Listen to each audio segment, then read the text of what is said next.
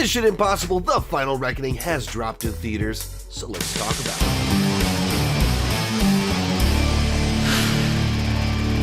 While I'm talking, be sure to join me down below in the comment section. Let me know, what did you think about Final Reckoning? Since the movie is out, if you want to talk spoilers, you can. Just put up a spoiler warning because this will be both a spoiler-free and spoiler review. To that point, I'm going to put chapter markers down below if you want to look at the good, the bad, or go to the spoiler section, or just find out my final score and what I gave the movie. Should all be right down there. So I'm a little bit late getting out my full review for this movie, in particular compared to other critics who got their review out a week ago. Simple reason for that is that in almost every major market the movie played about 2 weeks ago. And here in Austin, it played on Wednesday, the day before the movie released. Why? I don't know, but because the press screening where I live was 9 days after everywhere else, my review was late. That's part one of why it was late. Then, Thursday, the day the movie actually came out, Tom Cruise announced that he was going to be at a very specific, he was going to be in San Antonio to show up at some theaters. So I had some friends of mine, Zach Pope in particular, do some research, told me where he thought Tom Cruise was likely to show up. And so I went Tom Cruise hunting, and I found Tom Cruise in the wild. He showed up at the theater that I was at, which was very cool. So I've actually been able to see the movie 2 different times going into this review for the film. So had my initial kind of gut reaction. I shared some thoughts a couple days ago. Had time to process it, think about it, watch it a second time. That's what you're getting in this video. Also, one quick announcement. I will be at Fan Expo Dallas next weekend on Friday and Saturday, May 30th and 31st. I will be hosting 2 panels and meet and greets on Friday, May 30th.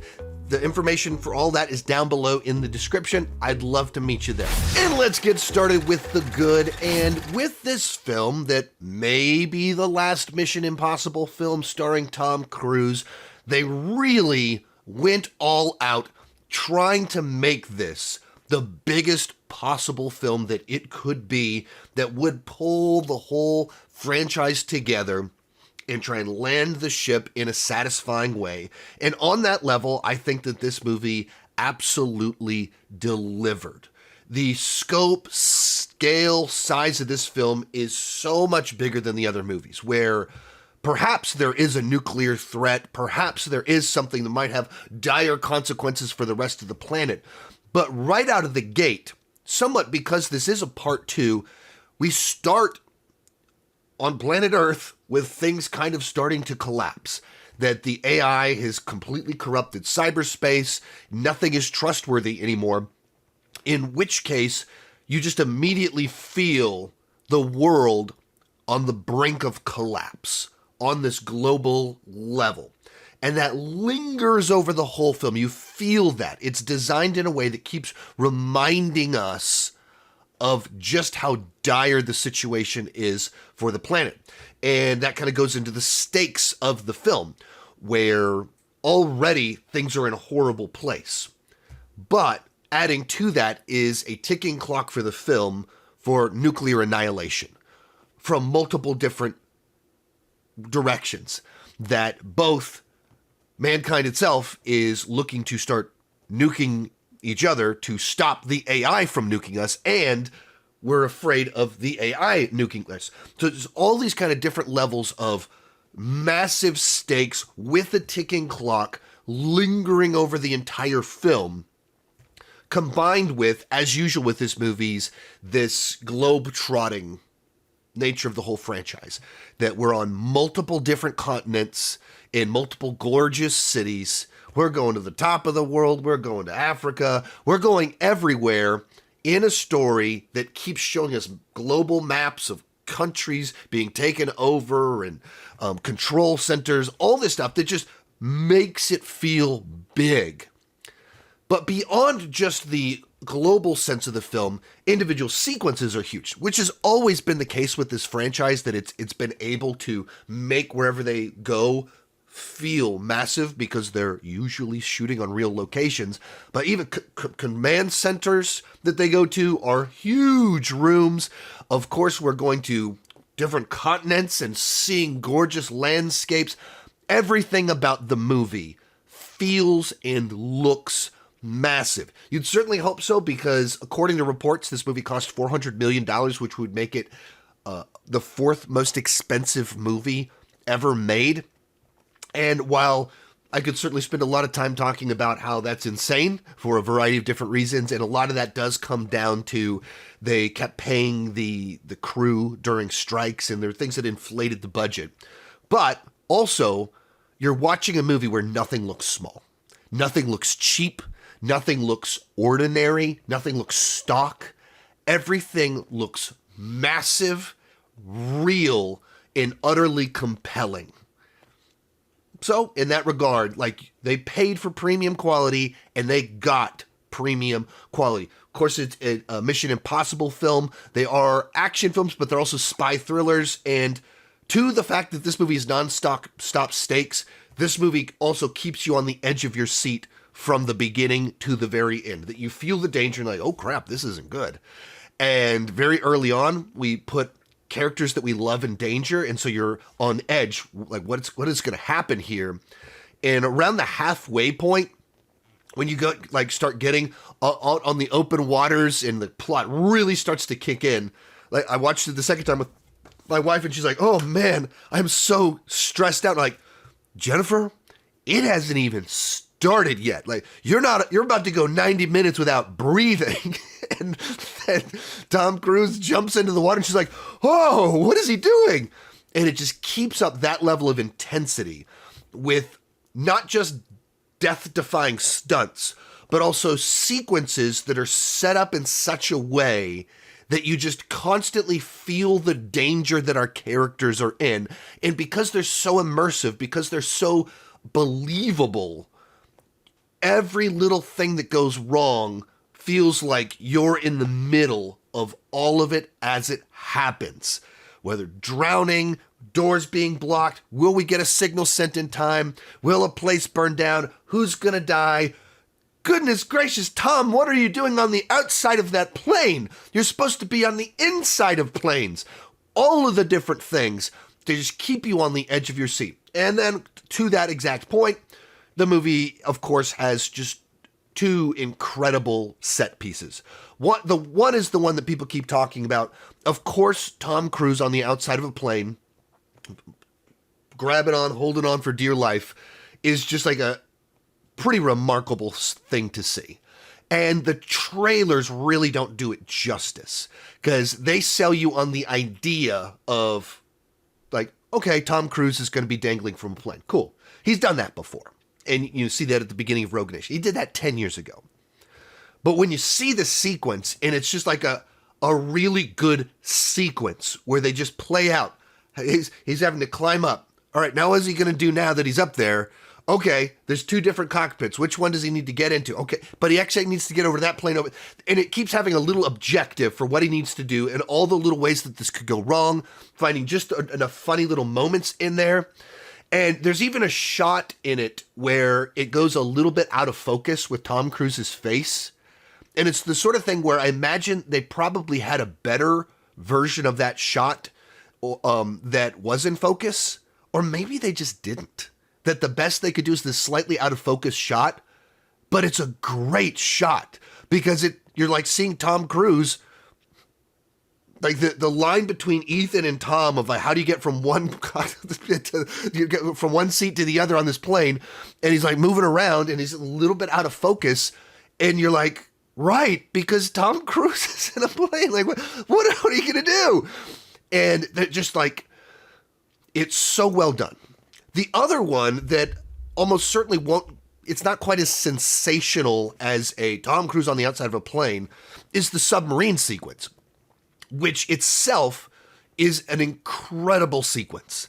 It was reported, several years back that they had serious mechanical issues with the submarine, and it was a $25 million oopsie or something like that. Another one of these things that just bloated the budget to gargantuan numbers. But when you see the sequence, you go, oh my, like, how do you do this? You have to have this massive set that can hold water that's rotating as stuff is falling and shifting in it. And like you $25 million, you go, okay, yeah, that sounds about right. If you're going to have this thing holding water, doing this and rotating around as he's in the middle of it.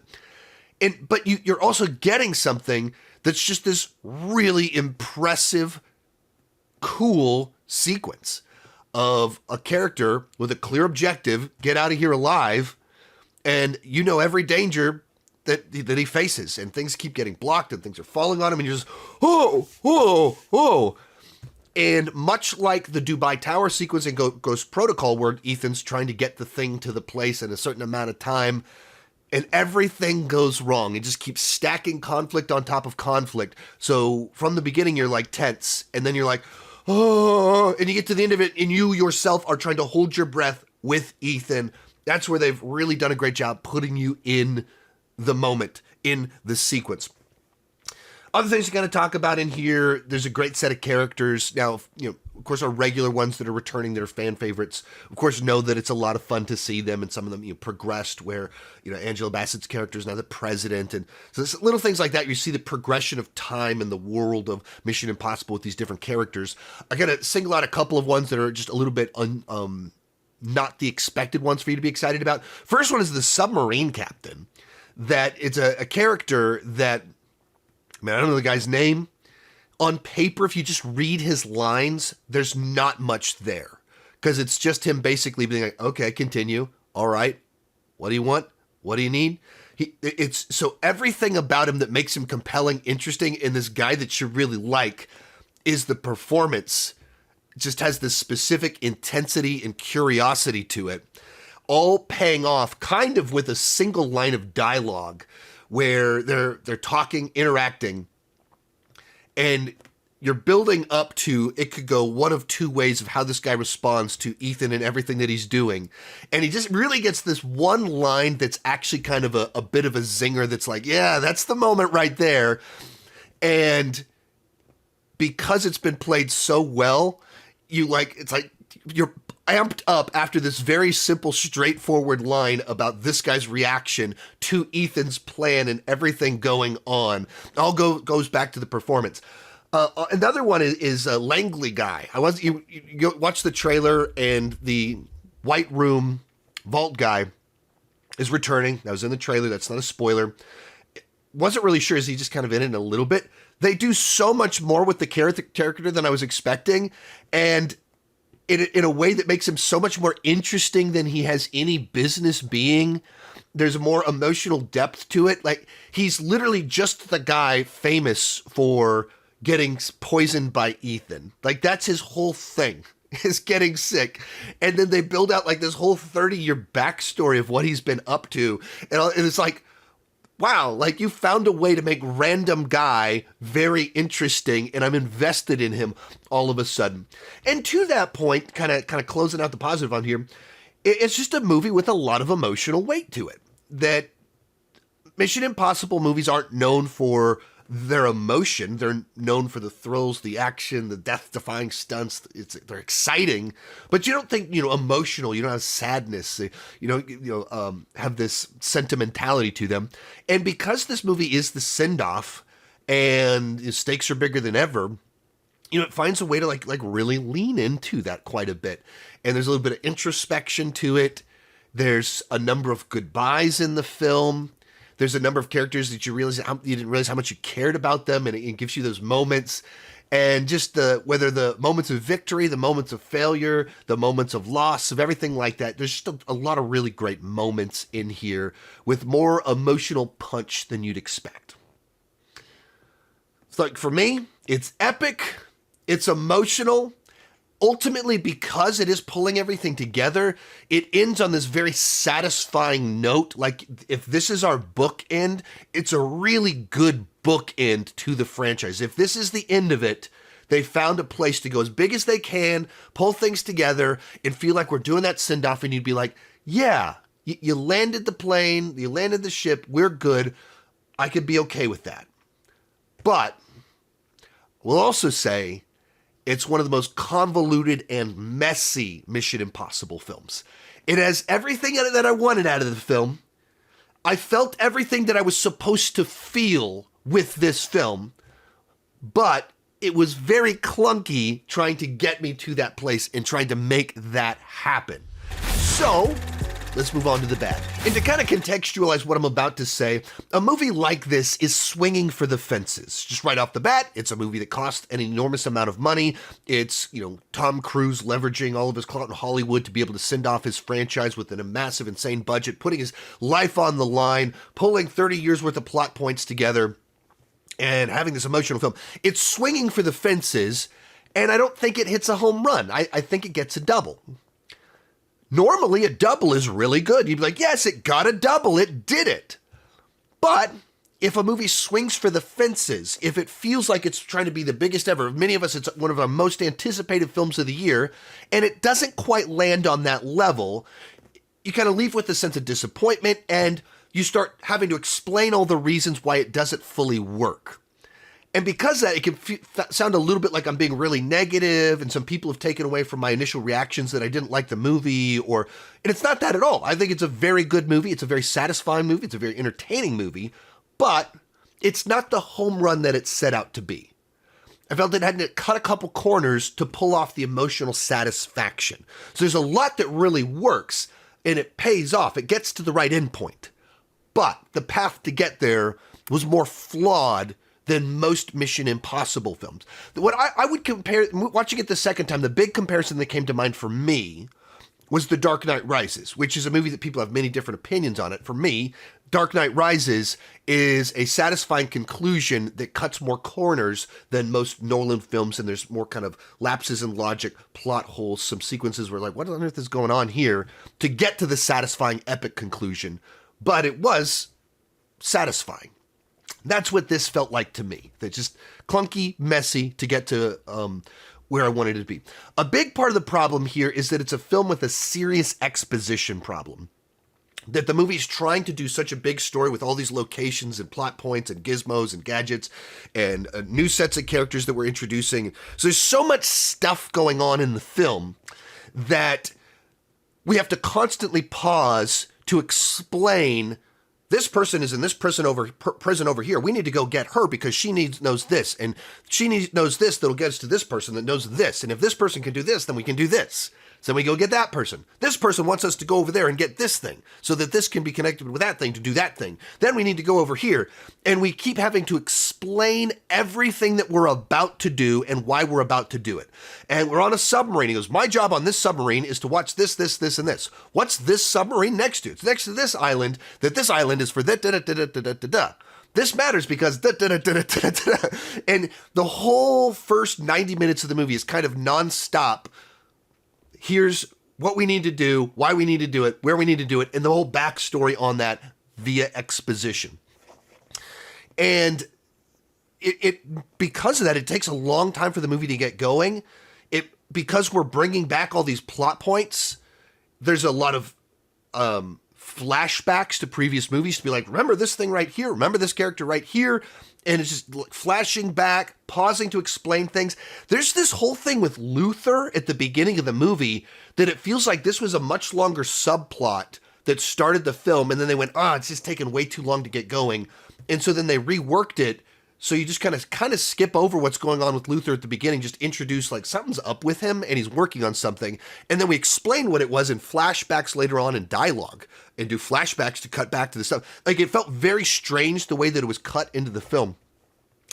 And that's kind of what I mean by it's a very clunky, messy film. That it has a very satisfying end point, but it didn't know how to smoothly get there. So we have to keep explaining everything, we have to keep flashing back to things, and they never fully figured out how to iron out all the kinks and just flow through our story. Other one kind of in here is there's a bit of a villain problem with the movie, because the entity is this nebulous thing out there that's in cyberspace. And the previous movie used Gabriel to be the face and the manifestation in reality of our villain that just has all this knowledge and everything like that. But then in this movie, they're kind of split. That's not really a spoiler for the film, but there's kind of two sets of villains going on, in which case our main villain is this nebulous thing out there that's just a threat. but no connection to anything. And then we have Gabriel, who has his own motivations, but even throughout most of the movie, there's like 90 minutes where both of them are just way off in the distance doing their own thing. And by the time you get to the end of it, you feel like the entity always kind of felt at arm's length as this massive threat. And Gabriel, we spent a bunch of time with him, and it feels like he's just as mysterious as when he was first introduced, in a frustrating way, not a compelling way. That they made him too connected to Ethan in the past to not give us more answers, not elaborate more on what's going on here. And there's just also this sense of like, how many nukes does Gabriel have? Like, what? Like, he just has like massive weapon arsenals and henchmen, or what? Like, it's the sort of thing that he's just able to do whatever the plot needs him to do and have whatever he needs to make the plot move forward, without ever giving me enough information to fully like grasp, like, what's the deal with this guy? He's just threat that always can almost get the upper hand on Ethan. I think we need a little bit more than that to make him compelling. And so he just feels very superficial, like the superficial version of an interesting, compelling character. And another one, kind of tied to the element where we're trying to pull everything together, it gets a little bit too much into the realm of too many people are tied to other people. There's at least one big, gigantic character reveal of someone's backstory that in the moment, like, oh, and then you go, wait, why does that matter? Why did we do that? Like, are we just doing fan service? Are we just like tying things together? And like the battleship captain, there's this whole deal about May 22nd, 1996. And I'm not sure if I missed something the two times I watched it, but I don't know what that's referencing. And that they picked 1996. It feels like that's a connection to the first movie because it came out in 1996. But at least I didn't, in my little research, didn't find any connection there. So it's like this sort of like we're trying to connect everyone to everyone else in a way that just feels like not everybody has to be someone's something. Not everybody has to have a personal connection to everything else. And when you do too much of that, it starts to cheapen the ones that really do work. Bringing back Langley Guy, I felt worked really well because it had a purpose and played out over time. And some of these other ones, they just went absolutely nowhere. So with this movie, it's a film that delivered everything I wanted it to deliver. It just was a clunky ride to get there.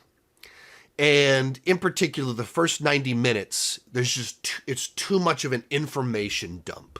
That whether there's too many characters, too many subplots, they've picked too roundabout of a way to make things happen. And there's probably a much more streamlined version that they could have done to just like get from point A to B, as opposed to let's go A, B, C, D, now go to E.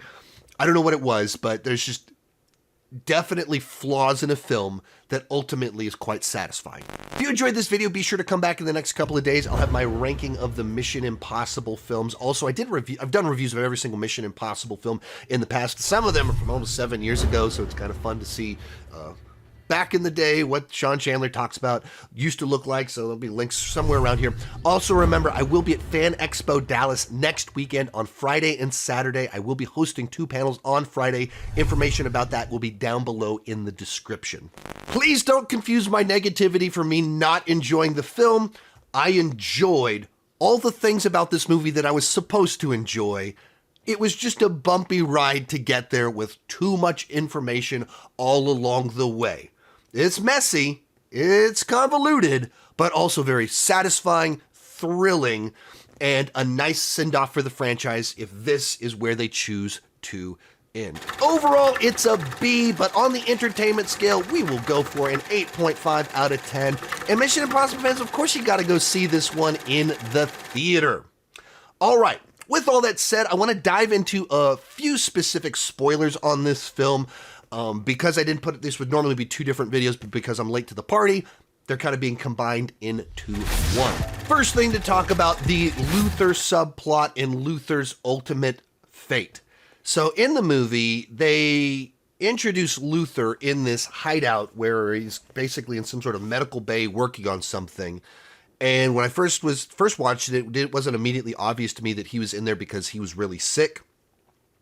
And then later on, when Gabriel says someone you love is going to die, and they start cutting to Luthor, and he's got the oxygen and everything like that. I was like, okay, because Luthor's really sick. I was like, wait, is it like, is it a plot point that I missed? Like, is there information that I didn't have?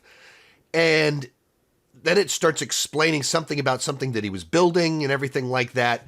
And Ethan goes to save him, and they have their final conversation, and it kind of ultimately plays out and explains to us like that Luthor was building the thing to kill the entity, and then Gabriel has the information. Like, and it plays out in a way that was just very strange, a very strange way to reveal the information that made it more confusing than it needed to be in a movie that already kind of has a lot of moving parts. And that to me is why I'm like, it feels an awful lot like this was probably a much more extensive opening sequence about Luthor dying and being very sick, and his kind of final act was building the kill switch. And so we're supposed to learn about the kill switch and everything kind of going on with him and setting kind of this somber tone for the film. And I wonder if just it was taking too long for things to get going. And also, if you make it clear that Luthor was going to die anyway, having Ethan desperately trying to save his life is undercut. It doesn't, like, if he's going to die in a month anyway, it doesn't really matter that he blows up. So if you downplay the fact that Luthor was going to die anyway, suddenly his death is much more heroic and meaningful. It's a sacrifice that he's giving up years of his life rather than a month of chemo or whatever.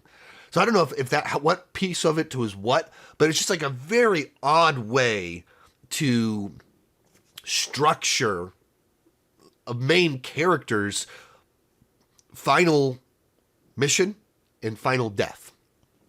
And when he kind of dies, it does like, this is where the movie has kind of like is able to have a little bit of that emotion to it that, you know, he's been there since the first movie, that this is for them a 30-year-long friendship of characters. And even the way he's totally at peace with his death, and it's like, we've already said everything we need to go say. I'm saving the city, go save the world. It's a nice little moment that it's like everything else with Luthor besides that final scene is like montage and flashbacks. It's very strange if you think about it, because it's flashing and giving us all this stuff so quick, and then we play out this one sequence, and then we keep flashing back to earlier. Very odd the way that all the Luthor stuff was done.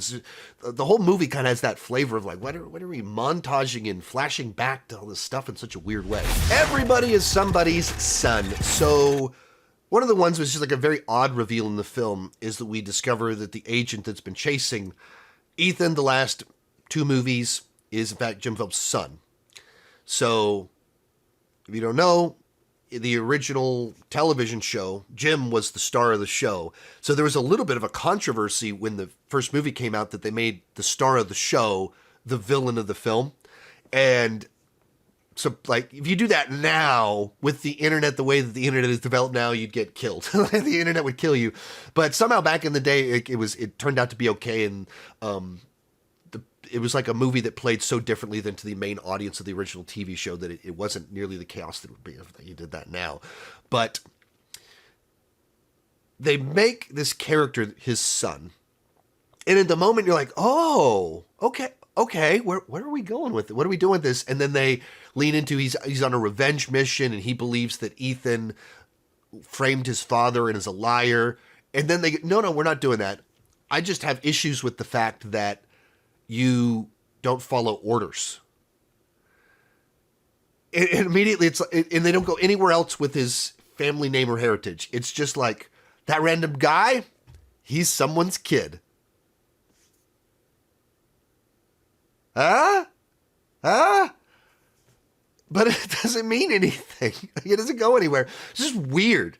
In particular, watching it the second time when you're like, I mean, that doesn't serve any purpose. They're just trying to find a way to give extra meaning or weight to a character, and they don't have something interesting. Like, people have been like, Ethan, you don't follow orders. Ethan, you're always going rogue. Ethan, you're off. like that's the whole franchise, people calling him out. And so now, instead of like being one more guy that doesn't want him to go rogue all the time, it's someone's son doing that. But it doesn't mean anything. And it's just felt like this, like a cheap reveal to be like, ha ha. Okay, but why? You have to do something with it. Langley Guy. This to me was one of the most pleasant surprises of the film, because you know the stunts are going to be awesome. Tom Cruise is going to deliver, and the returning cast members, you know what to expect from them. But we're going to have Langley Guy come back, and you think, all right, yeah, he's going to be in a scene. We're actually going to see him at the end of the earth, like we were told that he was going to be sent. Like, what are we going to do with that? And then he's in the whole last hour, 20 minutes of the movie, or however long it was. It's like this major player that you realize, like, the guy that would be in that vault would be really smart. And what if they actually did send him off? And of all the directions you can go with that the movie is filled with characters that are resentful of Ethan, or think he's this dangerous person that constantly goes rogue and we can't trust him, we can't listen to him, and have many feelings about him that are negative. And then the movie also gives us people that have no issue with him at all. So you have a guy that they show us, he was punished by his government for something that was not hit, like, is ultimately not really his fault that he had to face Ethan Hunt.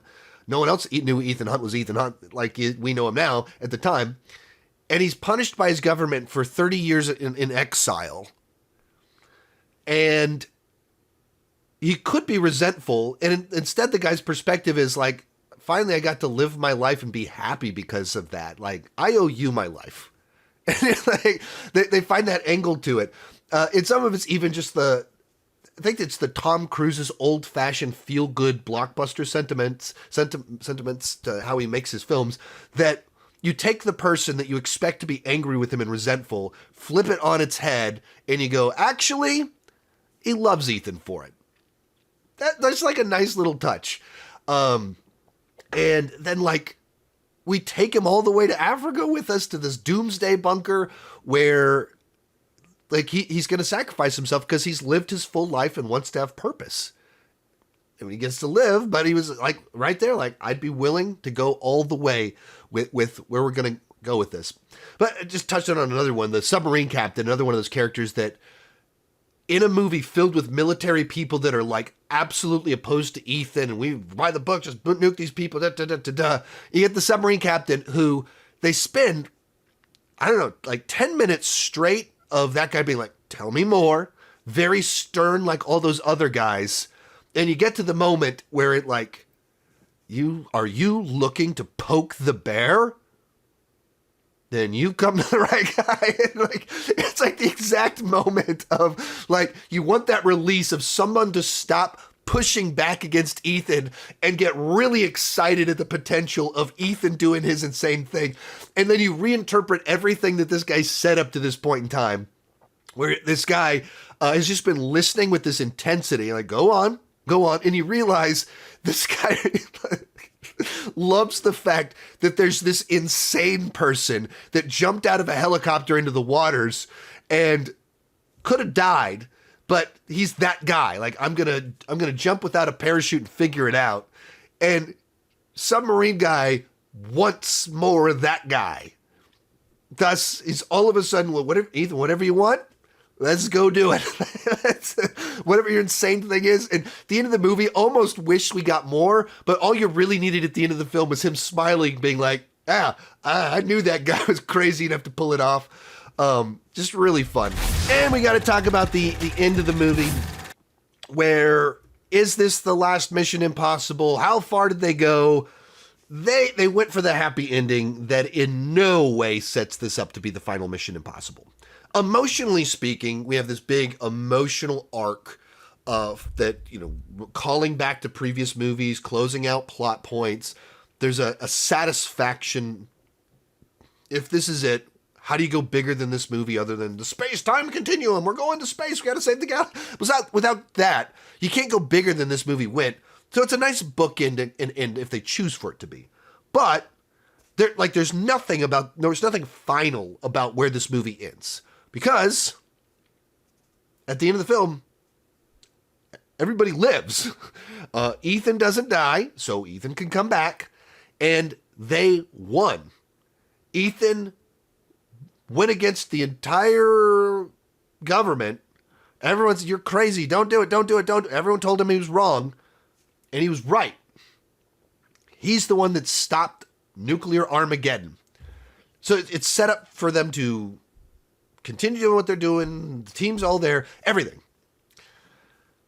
So, you know, I can go either way. I'd have to see what an alternative ending was. Like I've heard some stuff about test screenings that they did a bake-off where you do a test screening and one theater sees one ending, one theater sees the other ending. And I have very limited information, but the limited information was at the end of the movie, you can see where there'd be two different endings. Does he live? Does he die? And there was the other ending that, no specifics, but there was another ending where he didn't live. That is what I have heard. I'd have to see exactly how that played out, but I don't know. You reach a point in time where you think like you need to say goodbye, and you do something final to lock that in, that at some point in time, you want that to happen. And it felt like in the movie, they set up the moment on the plane that he's dangling, and the necklace is doing this. And you realize that Ethan, with the time that he has, can't just keep trying to get control of the plane. So if he just grips that off, goes into free fall, plugs it in and dies, that he could do it just in time and save the world. There's something that you could do like that makes for, he has to make the choice, and there's no escape from this one, but he saved the world. You know, throw a grenade in the airplane, grab the necklace in free fall. Kind of version of what kind of did happen, but you know, in the movie they even show up the part, you know, have his main parachute burn up, and like they do several things to kind of make this happen. But it really felt like they had a shot where you just could go grab it. This is my moment. I have to do it as quick as possible. Grab it, free fall. This is it.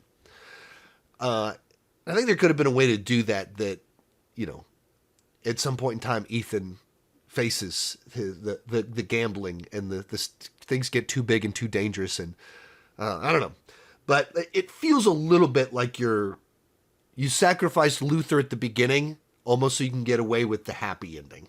Like, hey, we're willing to kill people. We'll do it. We did in the last movie. We did in this movie.